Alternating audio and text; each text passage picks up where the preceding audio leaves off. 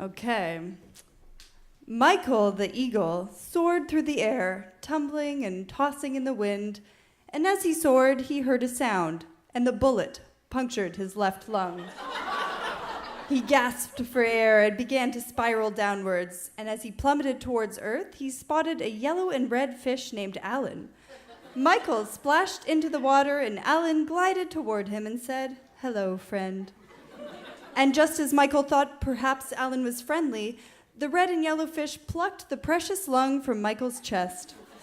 Michael scrambled, realizing he must get out of there, and so he fashioned himself a flight device and quickly developed a friendship with a happy robin named Samuel. Together, they took the flying device and soared away from the rabid fish. Samuel and Michael sat in the flying device and looked at the scenery around them. Soon, Michael saw something magnificent. "Look," he declared, "'tis a merman." The merman waved, and Michael and Samuel chuckled in delight. Just then, the merman shot tiny spikes from the tips of his tail, destroying the flying machine, sending it swirling and hurling towards the earth.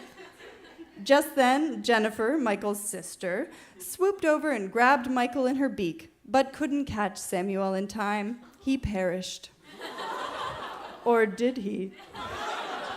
The vengeful Samuel, angry at Jennifer for not saving him, teamed up with the violent merman, and together they pursued Jennifer and Michael in a 1992 Ford Taurus. But soon gave up. As Michael and Jennifer whisked away to safety, Samuel and the merman went back to the merman's cave. They decided to hire a creature with agility, speed, intelligence, and charm to seek revenge on Michael and Jennifer. That creature was Keegan the buffalo. Keegan's first stop was the 7-Eleven. He knew he would need to keep hydrated and well-fed for the trip. He selected a raspberry Powerade, some Frito assorted snack mix, and a package of certs with green centers. He sat himself atop a pink and green moped purchased at a nearby Home Hardware and began his pursuit, maintaining the speed limit of 26.9 miles per hour. Back at Jennifer's apartment, Michael and Jennifer were comfy on a pleather couch when all of a sudden they heard a violent knocking. Suddenly, organic farmer Roland Carmondo appeared in the doorway, bearing gifts of hand-woven fruit baskets and fine Egyptian linen cloths. "Jennifer," he exclaimed in delight, "I thought you were in Italy."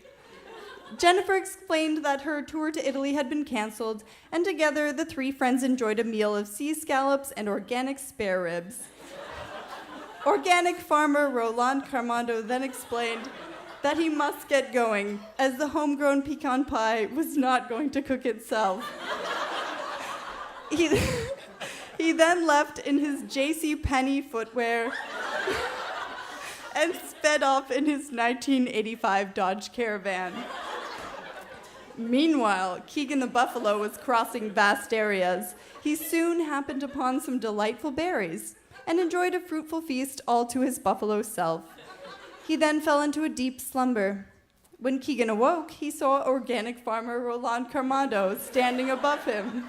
"Oh no," yelled Roland, "you've just been into my organic yet poisonous berries."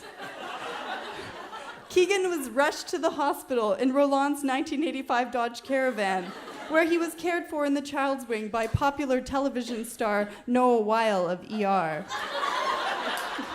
Meanwhile, back at the merman's cave, Samuel suddenly remembered just how beautiful the face of Jennifer had been. He had mistaken love for hatred. He rushed to her in a 1947 Ferrari, stopping only once to shop at Rake's lumberyard. "Shucks," exclaimed the merman. "I was really starting to like Samuel romantically."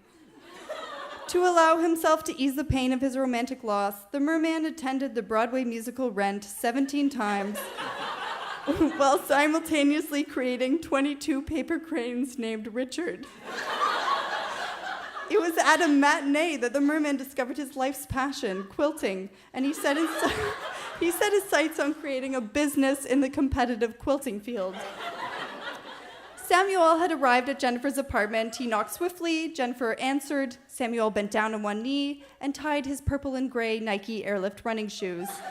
He saw Samuel reading a Style at Home magazine from February 1987.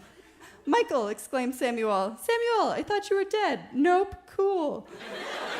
And so the three friends purchased a small island that once belonged to Deborah Messing,